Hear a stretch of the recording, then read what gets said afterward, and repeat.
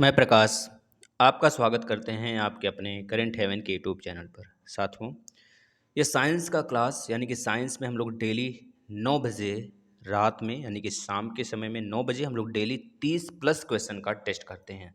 दोस्तों, आज चौथा दिन है यानी कि चौथा टेस्ट है। अगर आप लोग पिछला टेस्ट नहीं दिए हैं तो ज़रूर दीजिएगा। यह दोस्तों हमारा टारगेट है 5000 प्लस क्वेश्चन का। इसमें हम लोग 6 से 7000 क्वेश्चन पढ़ेंगे और यहीं से आपको सारे एग्जाम्स में प्रश्न देखने को मिलेंगे जितने भी साइंस से आते हैं, चाहे आप फिजिक्स देख लें, चाहे केमिस्ट्री देख लें, चाहे बायोलॉजी देख लें। दोस्तों, तो हम 5-5 हज़ार के क्वेश्चन की सीरीज चला रहे हैं। जैसे फिजिक्स का ख़त्म होगा वैसे ही हम बायो का स्टार्ट कर देंगे। साथियों, उधर आपका बिल्कुल हम लोग बेसिक्स से आपका मैथ, हिंदी और ज्योग्राफी पढ़ रहे हैं। सुबह सुबह जो है डेली 6 बजे करंट अफेयर का भी सेशन होता है, तो सारे सेशन आप फॉलो करिए। ये सारे एग्जाम्स के लिए महत्वपूर्ण है, जैसा कि यहाँ पे लिखा भी हुआ है, आप देख रहे हैं। यूपी ट्रिपल SCPET हो गया, UP TET, C TET, UPSI, super TET, railway, SSC GD, यानी कि सब जगह जहाँ पे भी साइंस आते हैं बेहद इंपॉर्टेंट होगा। साथियों, आप लोग जरूर बताएंगे आपका कितना क्वेश्चन लास्ट में सही हुआ। दोस्तों, वीडियो खत्म होने के बाद भी आप कमेंट किया करें, जैसा कि हमें लगे कि हाँ आपको वीडियो कैसा लगा। जरूर आप कमेंट किया करें कि कैसा आपको वीडियो लगी। दोस्तों, चलिए, आज का पहला प्रश्न है दोस्तों। एक अंतरिक्ष यात्री को एक अंतरिक्ष यान में पृथ्वी की परिक्रमा करते समय अनुभव होता है। बताइए किस प्रकार का अनुभव होगा। क्या वह अधिक भार का अनुभव करेगा, क्या वह कम भार का अनुभव करेगा, क्या वह भारहीनता का अनुभव करेगा, क्या वह दोस्तों कुछ भी नहीं अनुभव करेगा। अनुभव तो करेगा, लेकिन क्या करेगा। तो साथियों, अंतरिक्ष में कोई भी चीज़ होती है, क्योंकि अंतरिक्ष में ना ही हवा होता है, ना ही गुरुत्वाकर्षण बल होता है। इस वजह से कोई भी चीज़ अंतरिक्ष में होगी। पहली बात, अगर आदमी चले गए अंतरिक्ष में तो सीधे तो नहीं खड़े रह सकते, ये चीज़ याद रख लेंगे। दोस्तों, आप लोग मूवी वगैरह में देखते होंगे, जो आदमी होते हैं, पर्सन होते हैं, कैसे तैरते रहते हैं, इस प्रकार से लेट कर तैरते रहते हैं, है ना। तो आपने बहुत सारी मूवियाँ देखी भी होंगी। तो इसका राइट आंसर दोस्तों भारहीनता का अनुभव करेंगे। जो बच्चे आंसर देते हैं वेरी गुड है, वह इसी तरह आंसर देते रहें और अच्छा लगता है। साथियों, अगर आप लोग आंसर देते हैं, यह ना सोचा करें कि कमेंट की रिप्लाई नहीं आ रही है, तो रिप्लाई इससे अच्छा है कि हम आपको कुछ उसमें एक्स्ट्रा फैक्ट के रूप में बता देंगे, है ना। चलिए, नेक्स्ट प्रश्न पढ़िएगा। बेहतरीन प्रश्न है साथियों, इसका आंसर आप लोग सभी लोग करेंगे। बताइए, एक उपग्रह पृथ्वी के घूर्णन की दिशा में पृथ्वी का परिक्रमण कर रही है ना। इस उपग्रह में से एक प्रेक्षक को पृथ्वी पर भूमध्य रेखा पर स्थित पृथ्वी पर भूमध्य रेखा पर स्थित एक बिंदु प्रत्येक 8 घंटे बाद दिखता है। उपग्रह कितने समय में पृथ्वी की एक परिक्रमा पूरी करती है। जैसे आप ले लें सूरज को ही, जैसे कि पृथ्वी घूम रही है, पृथ्वी के जैसे पृथ्वी का एक आपका नेचुरल सैटेलाइट है मून। साथियों, मून क्या हमें हर समय दिखाई देता है? ऐसा तो नहीं है ना। अगर हम पृथ्वी पर यहाँ खड़े हैं तो हमको सिर्फ 12 घंटे तक, मतलब 12 घंटे तक मून एक तरफ रहेगा पृथ्वी के और दूसरी तरफ 12 घंटे रहेगा। अब पहली तरफ अगर हम इस तरफ खड़े हैं, पहले तरफ खड़े हैं, तो हमको पहले तरफ वाली चीज़ें दिखाई देंगी, चाहे यहाँ पे मून रहे, चाहे नेचुरल सैटेलाइट रहे, चाहे सन रहे, कुछ भी रहे। और जब हम यह रात का समय जब होगा तो ये दूसरी तरफ चली जाती है, तो हमें लगता है कि हाँ रात्रि हो गया फिर सुबह हो गया। तो यह इसी तरह बिल्कुल सैटेलाइट्स भी होते हैं जो कृत्रिम रूप से छोड़े जाते हैं, है ना। हमारे जो हमारा आयनोस्फेयर होता है, आयन मंडल, उसमें तो जो उपग्रह छोड़े जाते हैं वो पृथ्वी की स्पीड से ही गति करते हैं। अगर वो 8 घंटे बाद दिखता है, यानी कि हमको सिर्फ एक तरफ की चीज़ें दिखाई दे रही, यानी कि उसकी जो गति है दोस्तों 16 घंटे है। ये चीज़ याद रखेंगे, 16 घंटे में वो एक चक्कर पृथ्वी का लगा लेता है। क्योंकि हमें 8 घंटे बाद देख रहे हैं तो हम एक केंद्र हो गए, मान लीजिए केंद्र से आधी दूरी हमको दिखाई देती है, आधी दूरी नहीं दिखाई देती है। तो 8 8 प्लस 16 हो जाता है 16 घंटे। दोस्तों, उपग्रह कितने समय में पृथ्वी की परिक्रमा पूरी करता है? तो 16 घंटे में पूरा करता है। चलिए नेक्स्ट कॉन्सेप्ट समझते चलिए साथियों। जो चीज़ें नहीं समझ में आती हैं आप लोग वीडियो ख़त्म होने के बाद ज़रूर कमेंट करेंगे। अगर कोई भूलवश मुझसे गलती हो जाती है, कोई त्रुटि होती है, तो वह भी आप लोग बताएंगे, लेकिन वीडियो ख़त्म होने के बाद, जिससे कि हम आपका जो कमेंट है वो अगले लेक्चर में ले लें साथियों। ठीक है, कोई कन्फ्यूजन होता है तो वह भी कमेंट किया करिए, जिससे कि आपका वह कन्फ्यूजन दूर हो सके नेक्स्ट वीडियो में। चलिए, पृथ्वी के परितः परिक्रमा कर रहा कृत्रिम उपग्रह इसलिए पृथ्वी पर नहीं गिरता क्योंकि पृथ्वी का आकर्षण होता है। बताइए, पृथ्वी का आकर्षण होता है, क्या होता है? इतनी दूर पर अस्तित्वहीन होता है। पृथ्वी का आकर्षण कुछ नहीं होता है, इसके कहने का मतलब चंद्रमा के आकर्षण से निष्क्रिय होता है पृथ्वी। उसकी नियमित चाल के लिए आवश्यक गति प्रदान करता है। साथियों, बताइए क्या होगा? या फिर उसकी गति के लिए आवश्यक त्वरण प्रदान करता है। कोई भी अगर कृत्रिम उपग्रह है, पृथ्वी पर क्यों नहीं गिरता है? क्योंकि यही तो होगा ना। जैसे हम बाइक चलाते हैं, बाइक जो आप देखते होंगे मौत का कुआं, उसमें क्या है जो एक्सीलरेशन होता है साथियों, किस प्रकार से होता है, वह बिल्कुल त्वरित थोड़े होता है एक्सीलरेशन उसका, वो बिल्कुल नियमित होता है एक्सीलरेशन उसका, मतलब वो गिरता नहीं है, उसकी जो त्वरण होती है वो बिल्कुल समान होता है, अगर वह थोड़ा सा भी त्वरण आगे पीछे करता है तो वो गिर जाएगा, है ना, ऐसा होता है, फिर स्लो हो जाएगी उसकी गति। तो उसकी गति के लिए आवश्यक त्वरण प्रदान करता है, यह आवश्यक त्वरण दोस्तों, यह राइट होगा। आवश्यक त्वरण प्रदान करने की वजह से जो पृथ्वी के चारों तरफ उपग्रह घूमता है, वो पृथ्वी के आकर्षण के कारण गिरता नहीं है, ये चीज़ याद रखेंगे साथियों, है ना। जैसे कि सारे ग्रह हो गए, वह सारे के सारे ग्रह जो है हमारे, जो कि बुध हो गया, शुक्र हो गया, पृथ्वी, मंगल, ये सब क्रम से जितने ग्रह हैं आठों के आठों, वो सूर्य के चक्कर लगा रहे हैं, किस वजह से, सिर्फ यही कारण तो है, गुरुत्वाकर्षण बल के कारण। साथियों ये चीज़ याद रखेंगे, जो हमारा सोलर प्लेनेट है, ये तो कॉपरनिकस ने बताया था कि इस हमारे मंडल में, हमारे दोस्तों मंदाकिनी में एक सोलर सिस्टम है, लेकिन जो ग्रहों की गति के बारे में जिन्होंने बताया वो किसने बताया था, कैपलर ने बताया था। आगे उसकी चर्चा हम करेंगे, प्रश्न लिए गए हैं, है ना। चलिए, पत्थर को ठोकर मारने से व्यक्ति को चोट लगने का कारण क्या है, बताइए।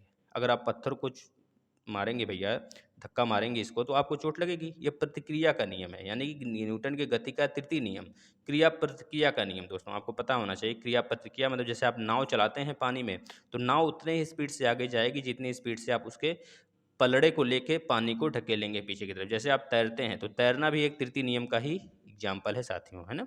जैसे हम लोग चलते हैं पृथ्वी पर, घोड़ा दौड़ता है, सब तृतीय नियम के ही एग्जाम्पल है, जिसकी वजह से हम दौड़ पाते हैं, चल पाते हैं, घोड़ा दौड़ पाता है, सारी चीज़ें चलायमान हो पाती हैं पृथ्वी पर, है ना।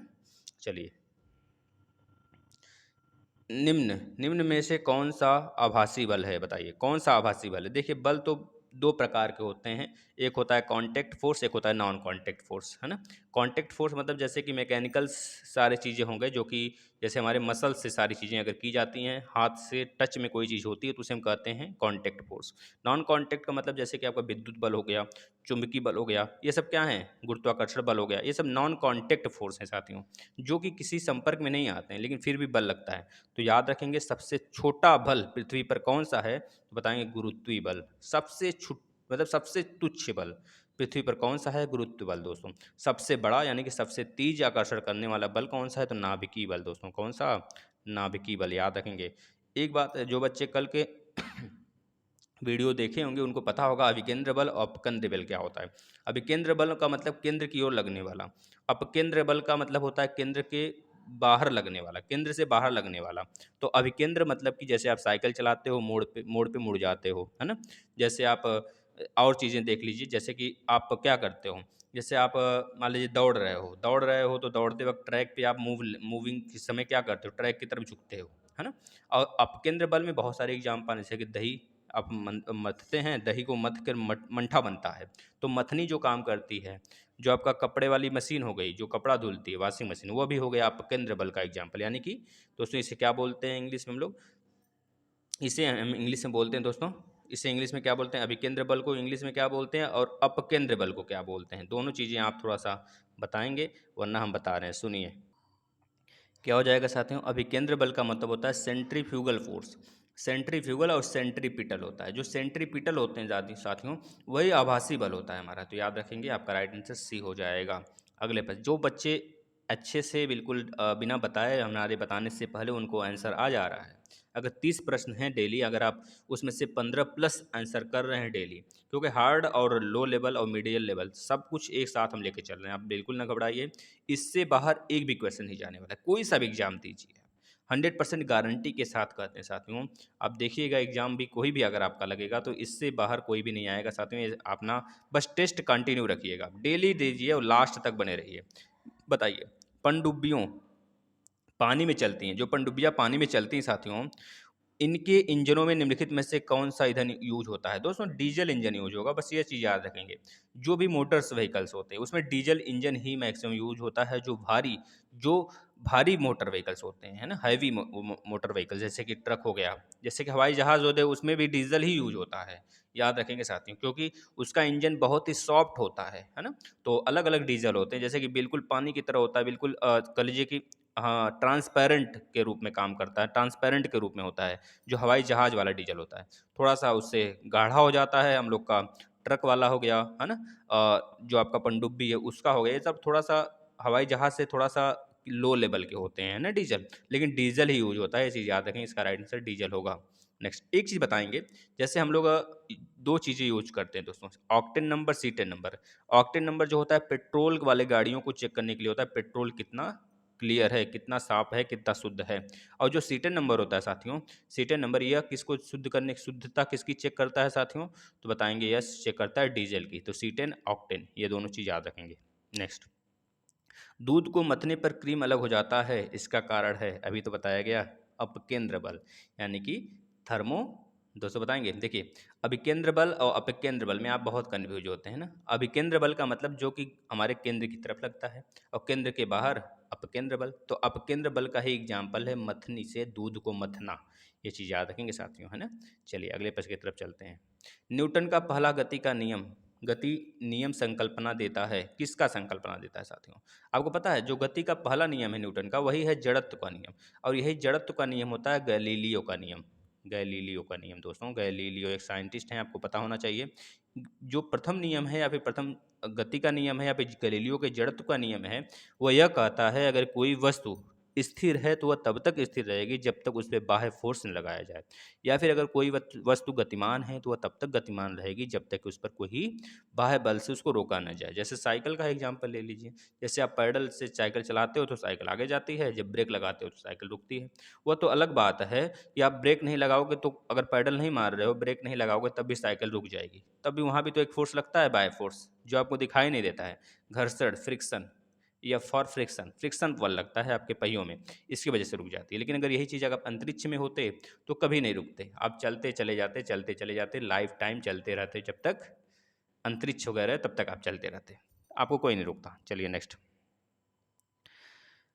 अधिक, नेक्स्ट प्रश्न पढ़िएगा। अधिक द्रव्यमान वाली एक क्रिकेट बॉल, ध्यान से सुनिएगा, प्रश्न बेहतरीन है साथियों। ये अधिक द्रव्यमान वाली एक क्रिकेट बॉल और एक टेनिस बॉल को समान वेग से फेंका जाता है, समान वेग से जा रहे हैं, दोनों का वेग समान है, ठीक है ना। यदि उन्हें रोका जाए तो क्रिकेट बॉल के लिए निम्नलिखित में से किसकी आवश्यकता होगी, बताइए, कम बल की आवश्यकता होगी कि अधिक बल की, अपेक्षा टू टेनिस बॉल के। दोस्तों आपको पता है जो क्रिकेट की बॉल होती है और टेनिस की बॉल होती है, दोनों में बहुत अंतर होता है। तो जो बॉल ज़्यादा स्ट्रॉन्ग है उसको रोकने में ज़्यादा हमको बल लगाना पड़ेगा। जैसे कि खली की बात कर लीजिए, द ग्रेट खली, बताइए उनको, उनसे हम लड़ाई करें या फिर अपने छोटे भाई से लड़ाई करें तो किससे जीतेंगे। छोटे भाई से हो सकता है जीत जाए भाई, वो तो प्यार की बात है कि मुझसे पटका जाते हैं। लेकिन क्या होता है, हम जीतेंगे खली से नहीं ना। तो खली क्या है, खली को पटकने में हमको बहुत मेहनत करना पड़ेगा, बहुत ऊर्जा व्यय करना पड़ेगा, बहुत ज़्यादा खाना पीना पड़ेगा, शायद ही पटक पाए फिर उसके बाद भी। लेकिन क्या होता है, हम उसको नहीं पटक पाते हैं। उसी तरह आपका देख रहे हैं जो आपका गेंद होते हैं बहुत टाइप्स के आते हैं, तो जो हमारा क्रिकेट वाला बॉल होता है थोड़ा सा स्ट्रांग होता है, तो उसको पटकने के लिए मतलब उसको रोकने के लिए हमें क्या करना पड़ता है, अधिक बल लगाना होता है साथियों, ये चीज़ याद रखेंगे। 9वें का जो राइट आंसर क्या हो जाएगा, ए हो जाएगा साथियों। चलिए अगले प्रश्न की तरफ चलते हैं। चलिए अगला प्रश्न देखते हैं क्या है।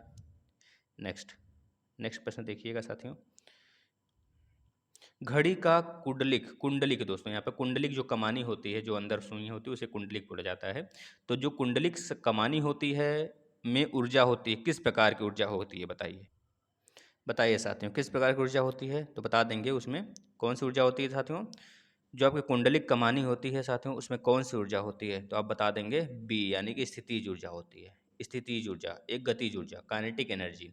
और आपका पता है काइनेटिक एनर्जी जो होती है उसे के से दिखाते हैं। एनर्जी का सारे एनर्जी जो आपका वर्क होता है, चाहे आपका काइनेटिक एनर्जी हो, चाहे स्थितिज ऊर्जा हो, चाहे आपका कह लीजिए मैकेनिकल ऊर्जा हो, चाहे विद्युत ऊर्जा, कोई भी ऊर्जा हो, सबका मात्रक जूल ही होता है। साथ में ये चीज़ याद रखेंगे। 1 वाट बराबर कितने जूल होते हैं, तो यह भी याद रखेंगे 3.6 इंटू 10⁶ जूल होता है 1 वाट बराबर, साथी ये चीज़ याद रखेंगे। अब kinetic energy half M B square, और जो स्थिति ऊर्जा है एम जी एच होता है, एम जी एच, ये चीज़ याद रखेंगे दोस्तों। कुंडली कमानी में स्थिति ऊर्जा ही होता है। जैसे आप मान लीजिए रुके हुए पानी में कौन सी ऊर्जा होगी, तो बोलेंगे स्थितिज ऊर्जा होगी। जो हवाई जहाज चलता है उसमें कौन सी ऊर्जा होगी, तो बोलेंगे गतिज ऊर्जा भी होगा, स्थितिज ऊर्जा भी होगा। जैसे चिड़िया उड़ रही है तो उसमें कौन सी ऊर्जा होगी, तो बोलेंगे गतिज ऊर्जा भी होगा, स्थितिज ऊर्जा भी होगा साथियों। ठीक है, ये चीज़ याद रखेंगे, क्योंकि उसका शरीर एक स्थिर है लेकिन वह चल रही है, तो गतिज ऊर्जा भी हुआ, स्थितिज ऊर्जा भी हुआ।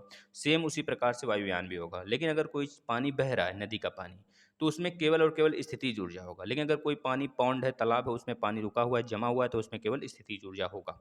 ये चीज़ याद रखेंगे साथियों। चलिए नेक्स्ट चलते हैं, इसका राइट आंसर भी होगा।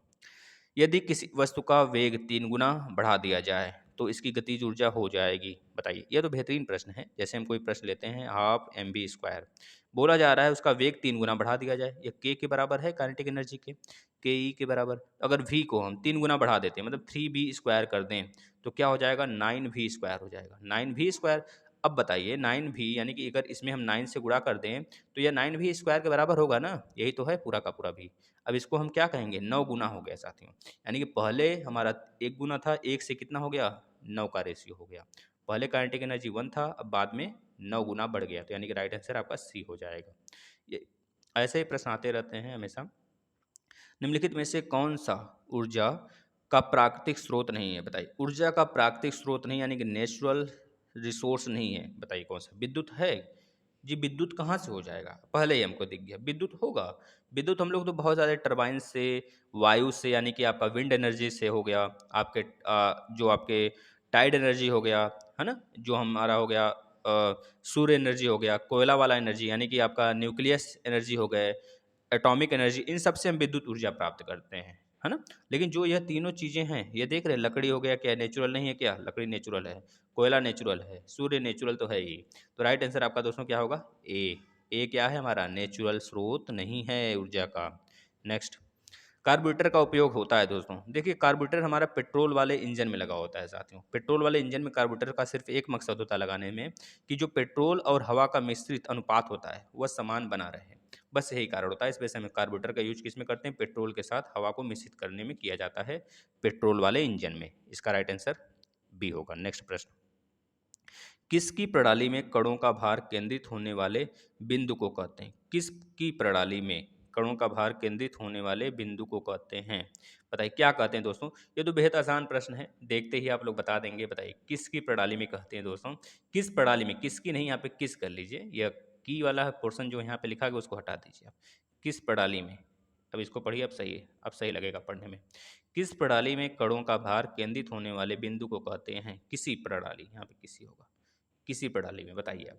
अब बताइए इसका राइट आंसर क्या होगा साथियों, तो क्या होगा, गुरुत्वाकर्षण केंद्र ही तो होगा। अगर कोई प्रणाली है वो स्थिर है, केंद्रित है, केंद्र उसका क्या होता है, गुरुत्वाकर्षण केंद्र ही तो होता है, उसे बोलते हैं। किसी भी प्रणाली का केंद्र बिंदु क्या होता है, उसका गुरुत्वाकर्षण केंद्र होगा, वही तो होता है साथियों ना। तो बताइए इसका राइट आंसर क्या हो जाएगा, 60 का। 60 का राइट आंसर साथियों हो जाने वाला है आपका डी, डी हो जाएगा। डी पे क्लिक कर लीजिए। चलिए आगे चलते हैं। अगर कोई कन्फ्यूजन होगा इस प्रश्न को लेकर तो आप जरूर कमेंट करिएगा, हम इसको फिर से ले लेंगे एक बार, लेकिन कमेंट करेंगे फिर तब। एक आनत समतल के सहारे लकड़ी के ब्लॉक को ऊपर खींचकर पहुंचाना आसान होता है बजाय ऊर्ध्वाधर उठा। आप ही बताइए, जब कोई चीज़ आप सरका के ले जाते हैं, मान लीजिए प्लेन है, अगर यहाँ से आप कोई चीज़ घिसका के एक तरफ से खींचते हो तो कम फोर्स लगता है, बशर्ते आप उसे उठा के ले जाओ। जैसे कि बड़े से बड़े बक्से को हम अगर ढकेल कर ले जाते हैं, खिसका कर फिसलन के माध्यम से ले जाते हैं, तो हमको आसानी होता है, बशर्ते उठाकर सर पे ले जाएं। क्योंकि अगर उठाएंगे तो मास उसका ज़्यादा बढ़ेगा और हमको बहुत ज़्यादा कठिनाइयाँ देखने को मिलेगा, फेस करना पड़ेगा। लेकिन आप घिसका के ले जाएंगे, सरका के उसे, मतलब कि फिसलन के माध्यम से ले जाएंगे, तो उसका मास डिस्ट्रीब्यूट हो जाएगा, एक ही तरफ हम लोग लगाए रखेंगे। तो इसका राइट आंसर क्या होगा दोस्तों, द्रव्यमान कम हो जाता है, भार के केवल एक हिस्से में, एक हिस्से को संभालने रखना होता है। राइट आंसर ए होगा, है ना। नेक्स्ट देखिए, जहाँ पे हमको लगता है दो उत्तर सही हैं, वहाँ पर अप्रोप्रिएट आंसर देखा जाता है साथियों। 16 राइट आंसर 16 का बताइए। देखिए ये ग्रुप डी में बहुत बार पूछा गया है, यूपी टेट में भी एक बार आया है, एसएससी जीडी में भी पिछली बार पूछा गया, तो बिल्कुल घबराने वाली बात नहीं है। सारे एग्जाम देखिए, यूपी पीसीएस में पूछा गया साथियों।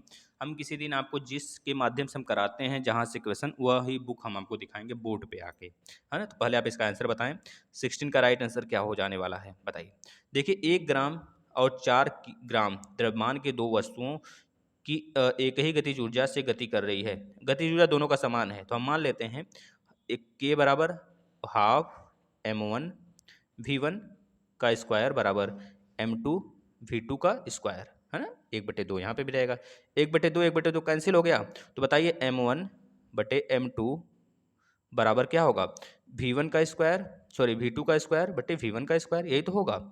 अब यही चीज़ हमको दिया है, क्या दिया है, 1 ग्राम और 4 ग्राम द्रव्यमान की दो वस्तुएं हैं, वह दिया गया है, यानी कि m1 की वैल्यू 1 है और m2 की वैल्यू 4 है। तो बताइए v2 अपन v1 की अनुपात कितना आएगा, इसमें रेखीय अनुपात पूछा है ना, तो बताइए v2 और v1 का अनुपात कितना आएगा, या फिर v1 और v2 का अनुपात इसमें आएगा ना, V1 और V2 का अनुपात कितना आएगा बताइए। 1/4 है तो जाहिर सी बात है अगर हम V1 को ऊपर कर दिए तो V2 नीचे आएगा, यानी कि 2:1 हो जाएगा साथियों। 2:1 राइट आंसर होगा। हम बताइए रूट है ना, रूट में ले लेंगे इसे तो 2 आ जाएगा, तो 2:1 यानी कि सी इसका राइट आंसर होगा। नेक्स्ट, प्रतिदिन 8 घंटे जलाने पर 100 वाट के 10 लैंपों की मासिक खपत होगी। दोस्तों इसका एक सिंपल सा फार्मूला है, जितने दिन आप जितने प्रतिदिन चला रहे हो तो 1 गुणे 8 घंटे, 8 घंटे चला रहे हो एक दिन में, 100 वाट वाला बल्ब है गुणे 10 लैंप हैं गुणे कितने मासिक वेतन, मासिक खपत होगी। मासिक मतलब 30 दिन, एक मास में एक 28 भी होता है, 30 भी होता है, 31 भी, 29 भी, तो हम जनरली 30 ही मानते हैं बटे 1000। 1000 को हम वाट में इसको कन्वर्ट करेंगे। मात्रक एक यूनिट इसका देता है, जैसे आप घर की खपत करते हैं। देखिए 3 जीरो है तो 3 जीरो से कैंसिल हुआ, 8 3 24, 240 मात्रक, ये इसका राइट आंसर है। नेक्स्ट देखिएगा। नेक्स्ट प्रश्न, एक बल 0.5 केजी के पिंड में 10 मीटर पर सेकंड का स्क्वायर का त्वरण उत्पन्न करता है तो बल का मान है। बताइए बल बराबर क्या होता है। F equal to M A होता है, और F equal to M A कहाँ से मिलता है। यह गति के द्वितीय नियम का दोस्तों एक तरह से निष्कर्ष है, याद रखेंगे। गति के द्वितीय नियम में ही F इक्वल टू एम में मिलता है। प्रथम नियम में तो हमें क्या मिलता है, न्यूटन की गति के प्रथम नियम में हमको परिभाषा मिलता है बल का, और द्वितीय नियम में हमको व्यंजक मिलते हैं। ये चीज़ एग्जाम में पूछा गया है, अभी आगे इस पे प्रश्न भी लिए हैं, आप खुद बताएंगे, देखेंगे। बताइए 0.5 केजी क्या है आपका, m है, तो 0.5 गुणे 10 मीटर पर सेकंड स्क्वायर, त्वरण का मात्रक होता है मीटर पर सेकंड स्क्वायर, तो 10 गुणा कर दीजिए, कितना आएगा 5 केजी, यानी सॉरी 5 न्यूटन आ गया।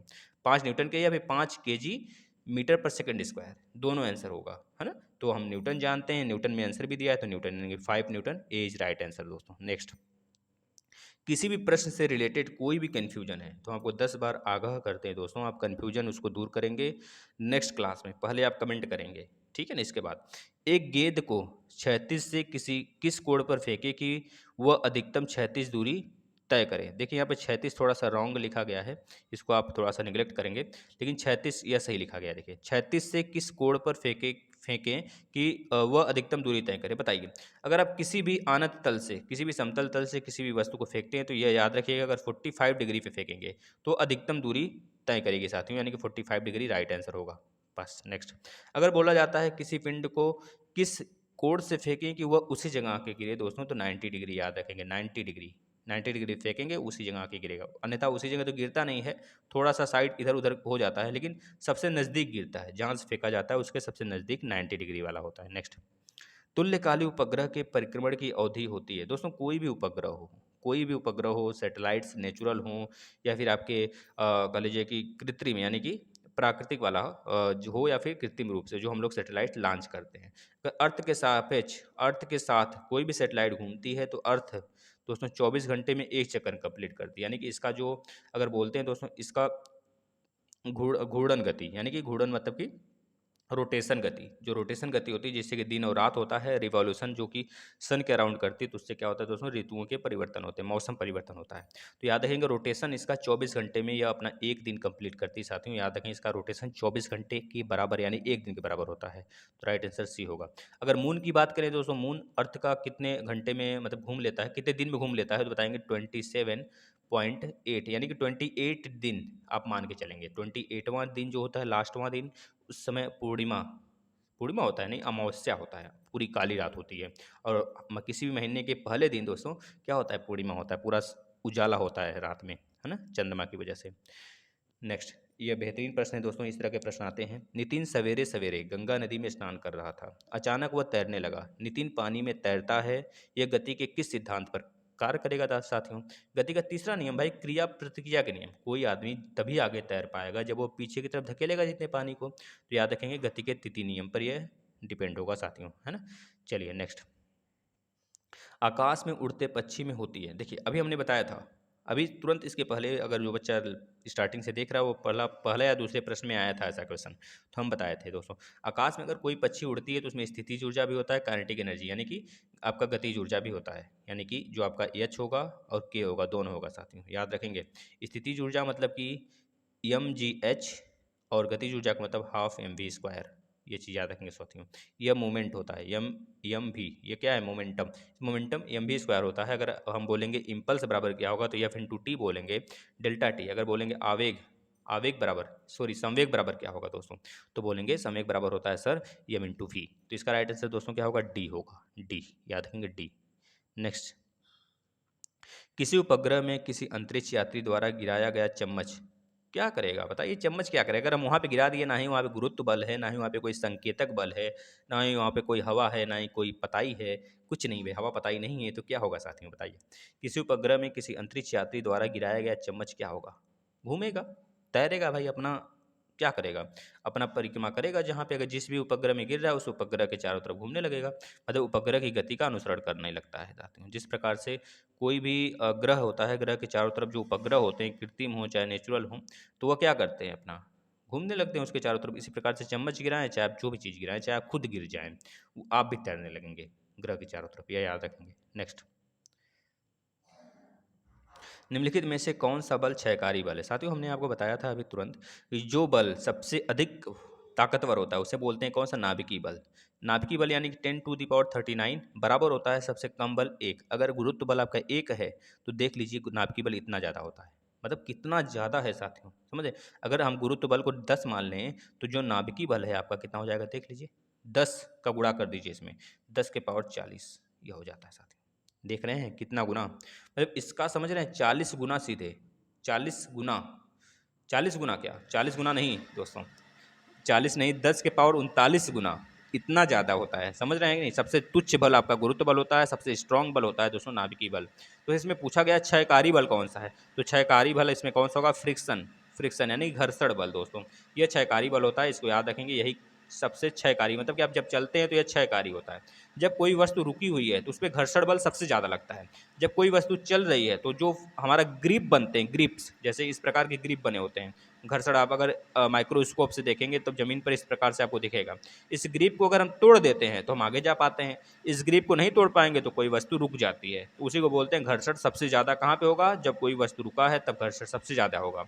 जब कोई वस्तु चल रहा है, चलायमान है, तो वहाँ पे घर्षण सबसे कम होता है साथियों, मतलब कि कंपेयर टू उसके कम होता है जो रुकी हुई वस्तु। नेक्स्ट, शून्य में स्वतंत्र रूप से गिरने वाली वस्तुओं का क्या होता है समान? बताइए, गति समान होता है कि त्वरण समान होता है कि वेग समान होता है? इस तरह के प्रश्न में बहुत ज़्यादा बच्चे कंफ्यूज होते हैं, क्योंकि उनको यही नहीं पता होता है कि मतलब कॉन्सेप्ट नहीं क्लियर होता साफ साफ। ये देखिए, जैसे हम बोलें, अगर आप एक्सेलरेशन लेते हैं बाइक का तो बहुत तेज जाएंगे, अगर रास्ता साफ है, 40 की स्पीड से आप जा रहे हैं, आप चाह रहे हैं कि हमारा जो स्पीड 40 का ही रहे, तो आप क्या करते हैं? एक्सेलरेटर अपना बढ़ाते घटाते हैं? नहीं ना, नहीं बढ़ाते घटाते हैं साथियों। वही होगा यहाँ पे भी, त्वरण समान होगा, एक समान त्वरण होगी। कब? जब शून्य में स्वतंत्र रूप से आप गिरेंगे तब। नेक्स्ट, जड़त्व का नियम सर्वप्रथम किसने दिया था दोस्तों? जड़त्व का सर्वप्रथम नियम अभी हमने ऊपर बताया, गैलीलियो ने दिया था दोस्तों, इसको याद रखेंगे। जड़त्व के पहले नियम को ही बोलते हैं न्यूटन की गति का प्रथम नियम। न्यूटन के गति के प्रथम नियम से हमें परिभाषा मिलता है बल का, और न्यूटन के गति के द्वितीय नियम से हमको बल इक्वल टू ma मिलता है। ये चीज़ याद रखेंगे साथियों, सूत्र मिलता है। और न्यूटन के गति का तृतीय नियम दोस्तों क्रिया प्रतिक्रिया का नियम है, आपको पता होना चाहिए। नेक्स्ट, न्यूटन के गति के प्रथम नियम से किस राशि की परिभाषा मिलती है? वही चीज आ गया, किस राशि की परिभाषा मिलती है न्यूटन की गति के प्रथम नियम से? भैया बल का मिलता है। राइट आंसर बी हो जाएगा साथियों। क्या हो जाएगा? बी, बी राइट आंसर होगा। बल यानी कि force F equal to ma साथियों। साथियों एक बार आप लोग शेयर कर देंगे, क्योंकि मेरा मेहनत तभी सफल होगा जब आप लोग शेयर करेंगे, आप लोग की संख्या बढ़ेगी। हम तो इसी तरह डेली लाएंगे वीडियो। जो बच्चे हैं अगर वही देखना चाहते हैं, ना ही शेयर करना चाहते हैं, तो मत करिए, बस आप डेली लास्ट तक देखा करिए भैया। क्योंकि आप अगर नहीं करना चाहते हैं तो किसी चीज़ को फोर्सली तो नहीं करवाया जा सकता ना, लेकिन हम मेहनत करेंगे, आपके लिए करेंगे। जो बच्चे डेली देखते हैं कम से कम वह तो सफल हों जल्द से जल्द। कोई वस्तु अधिकतम भारशील होती है, कब अधिकतम भारशील होती है साथियों बताइए? क्या वायु में होगी, क्या जल में होगी, क्या हाइड्रोजन में होगी, क्या निर्वात में होगी? दोस्तों निर्वात में कोई भी वस्तु अधिक से अधिक भार होगा उसका, कोई भी वस्तु। अगर वायु में देखिए, आप जब कुएं से पानी निकालते हैं तो कुएं में जब तक बाल्टी है आपका, तब तक बाल्टी आपका वेट जो होता है थोड़ा सा हल्का फील होता है, क्योंकि उसमें नीचे से भी फोर्स लगते हैं। वो हम किसी दिन में और चर्चा करेंगे डिटेल में बोर्ड पे आके। लेकिन जो चीज़ हम जैसे ऊपर उठा लेते हैं बाल्टी को, वैसे बाल्टी हमको भारी लगने लगता है साथियों, याद रखेंगे। जैसे ही हम ऊपर लाते हैं हवा, अगर जैसे जैसे माध्यम कम होगा वैसे वैसे हमको क्या होगा? भारी वेट लगेगा। जैसे निर्वात में अगर कोई चीज़ को उठाना होगा तो हम उठा ही नहीं पाएंगे, इतना मान लीजिए आप, अगर वो ज़्यादा वेट का है कंपेयर टू मेरे, है ना, इस तरह से। तो याद रखें निर्वात में कोई भी वस्तु का वेट जो होता है अधिकतम होता है। नेक्स्ट, विद्युत मोटर में विद्युत ऊर्जा किस ऊर्जा में रूपांतरित होती है? साथियों इसको कल ही बताए थे, आज फिर से बताते हैं। विद्युत मोटर क्या काम करता है दोस्तों? किसी भी विद्युत ऊर्जा को किस में बदलता है? मैकेनिकल ऊर्जा में बदलता है, यानी यांत्रिक ऊर्जा में बदलता है। सेम इसका उल्टा होता है दोस्तों, क्या आपका? जनरेटर, जनरेटर में लगा होता है दोस्तों ईएमएफ कटता है, ईएमएफ, है ना, इलेक्ट्रोमैग्नेटिक फोर्स, यह जनरेट होता है वहाँ पे। दोस्तों याद रखेंगे, इस वजह से जो जनरेटर होता है वो मैकेनिकल ऊर्जा को इलेक्ट्रिकल एनर्जी में कन्वर्ट करता है। जैसे कि मोमबत्ती, मोमबत्ती जब तक जलती है तब तक वह प्रकाश में कन्वर्ट करती है किसको, केमिकल ऊर्जा को, लेकिन जब मोमबत्ती पिघलती है दोस्तों तो वह भी केमिकल ऊर्जा ही होता है। लेकिन अगर आपसे पूछा जाए मोमबत्ती का जलना कौन सी प्रक्रिया है, क्या भौतिक प्रक्रिया है कि रासायनिक, तो बोलेंगे सर मोमबत्ती का जलना, जलकर प्रकाशमान होना, ये तो रासायनिक प्रक्रिया है, लेकिन मोमबत्ती का पिघलना भौतिक प्रक्रिया है। भौतिक प्रक्रिया का मतलब जो चीज़ अपने स्टेट में वापस से आ जाए, जैसे दूध से दही बनना, ये तो केमिकल हो गया। लेकिन अगर किसी पे हम बोलें कि भैया बर्फ़ का पिघलना, बर्फ़ का पिघलना फिर से पिघल कर फिर बर्फ़ बनना, यह क्या है, भौतिक प्रक्रिया है, क्योंकि फिर अपना रूप वो धारण कर लिया। ठीक है, इस तरह से याद रखेंगे साथियों। नेक्स्ट, ग्रहों की चाल से संबंधित नियम किसने दिया था? दोस्तों ग्रहों की चाल से संबंधित नियम कैपलर ने दिया था साथियों। किसने दिया था? कैपलर ने दिया था। गैलीलियो ने जड़त्व का नियम दिया था, याद रखेंगे। नीचे आइंस्टीन है। दोस्तों एक आर्किमिडीज भी होते हैं, आर्किमिडीज का सिद्धांत आपने पढ़ा होगा। आर्किमिडीज जैसे कि पानी में कोई चीज़ है तो पानी में वो तभी डूबेगी, वो पानी में अगर मान लीजिए कोई वस्तु डूब गई तो डूबने का उसका सेंस यह है कि वो अपने बराबर पानी को हटाया होगा। अगर कोई वस्तु पानी में तभी डूबेगी अगर डूबने से, अगर वो पूरी की पूरी डूब जाती है तो मतलब कि वो अपने भार के बराबर पानी में वेट पानी का हटाया होगा। जैसे पूरी भरी लबालब पूरी भरी टब से भरी बाल्टी आप ले लीजिए, उसमें कोई चीज़ आप डालिए, देखिए पानी बाहर गिरता है कि नहीं गिरता है। मतलब ऐसा भरा होना चाहिए पानी कि एक बूंद भी अगर उसमें पानी डालें तो बाहर आ जाए। इस प्रकार से टब लबालब पानी से टब को भर दीजिए। तो अगर उसमें थोड़ा सा भी कोई भी चीज़ डालेंगे ना, पानी उससे बाहर जरूर आएगा साथी। तो बस यही आर्किमिडीज ने बताया था, अगर कोई वस्तु डूबती है या फिर कोई वस्तु पानी में गिरती है तो वो अपने भार के बराबर वेट, मतलब पानी का भी वेट बाहर करेगी। वही होता है मेरा आर्किमिडीज का सिद्धांत दोस्तों। अगर वो भार के बराबर पानी हटा देती है तो वो डूब जाएगी, अन्यथा अगर नहीं हटाएगी अपने भार के बराबर तो वो तैरती रहेगी।